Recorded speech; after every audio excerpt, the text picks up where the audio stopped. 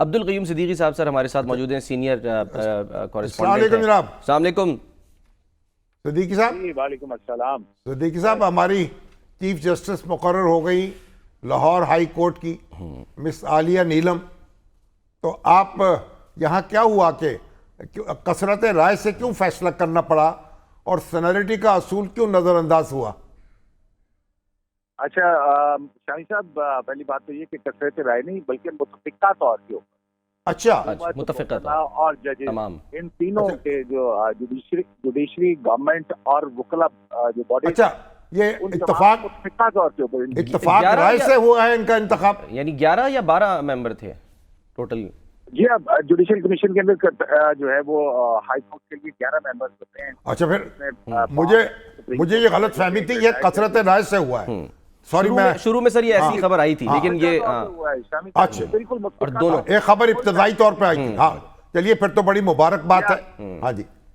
کہ سارے لوگ انہوں نے اور پھر جو پہلے دو نام تھے وہ بھی متفقہ طور کے اوپر مسترد ہوئے ہیں فار دی ایلیویشن، کیونکہ جو جیسے شجاعت علی خان اور جیسے باقر مجفی کے حوالے سے جو ہے آج جو جوڈیشل کمیشن کی جو میٹنگ ہوئی ہے اس میں تھوڑی سی تبدیلی یہ ہوئی کہ جو وکلا تھے انہوں نے کہا کہ جناب چیف جسٹس کے حوالے سے آپ جو ہے وہ بحث کا آغاز کریں، اور جسٹس ہمیں جو بتایا گیا ہے مختلف لوگوں سے ہماری بات ہوئی ہے اس میں جسٹس منصور علی شاہ جو ہیں انہوں نے جو بحث ہے جو اوپننگ ہے وہ انہوں نے کی، اور اس میں انہوں نے وہ ریزننگ دی جیسے شجاعت کے حوالے سے کہ ان کی بار سے کلیکٹ کی گئی ریپوٹیشن کیا ہے، اور جو ان کی اپنی رپورٹس ہیں وکلا برادری سے رائے ہے، اور دیگر معاملات جو ہیں ان کو دیکھتے ہوئے اور جسٹس باقر مجفی ان کے فیصلے اور ان کی کمپٹنس جو ہے وہ دیکھی گئی۔ تو یہ اس طرح سے سب نے اپنی رائے دی، اور اس یونانیمس کے ہونے کے بعد جو ہے ان دو فاضل جج صاحبان جو ہیں لاہور ہائی کورٹ کے، ان کا نام جو ہے وہ ڈراپ کیا گیا، اور جسٹس عالیہ نیلم جو ہے وہ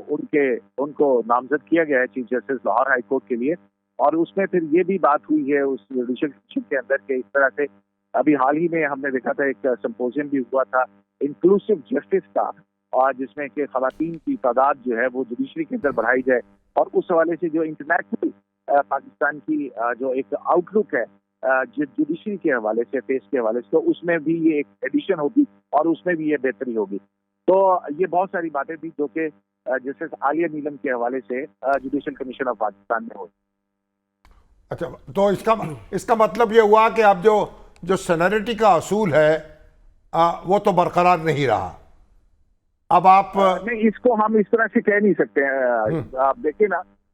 جو اگر ہم یہ دیکھیں تو سینیرٹی کا پرنسپل تو یہ تھا کہ کیا جائے گا اس کو، سینیرٹی پرنسپل کو بنیاد رکھ کے تو جسٹس شجاعت علی خان ان کا نام آیا، لیکن اس میٹنگ کے اندر جو ہے وہ ایک فاضل جج صاحب نے پھر یہ ریمارکس بھی دیے کہ اگر وہ چیف جسٹس نہیں بن سکتے تو پھر وہ جج کیسے برقرار رکھ سکتے ہیں اس ریپوٹیشن کے ساتھ۔ تو پھر ان کو جو ہے وہ وہاں پہ کہا گیا کہ یہ جوڈیشل کمیشن آف پاکستان ہے، اور اگر اس طرح کا کوئی معاملہ آیا تو اس کا فورم دوسرا ہے، اور وہ ہے سپریم جوڈیشل کاؤنسل، جیسا کہ مظاہر نبی کا حوالہ تھا۔ تو اس میں جو ہے ہم یہ نہیں کہہ سکتے کہ سینیرٹی کا پرنسپل جو ہے اس کو سپریم جوڈیشل کمیشن نے جو ہے وہ بالائے طاق رکھی ہے۔ اگر ہم یہی دیکھیں تو سندھ ہائی کورٹ کے اندر جو ہے وہ وہاں پہ سینیرٹی کا پرنسپل جو ہے وہ پرویل کیا ہے، اور وہاں پہ جسٹس شفیع محمد صدیقی جو کہ سینئر موسٹ ہیں اور اس وقت قائم مقام چیف جسٹس ہیں ان کا تقرر کیا گیا، اور وہ بھی یونانیمس ہوا ہے۔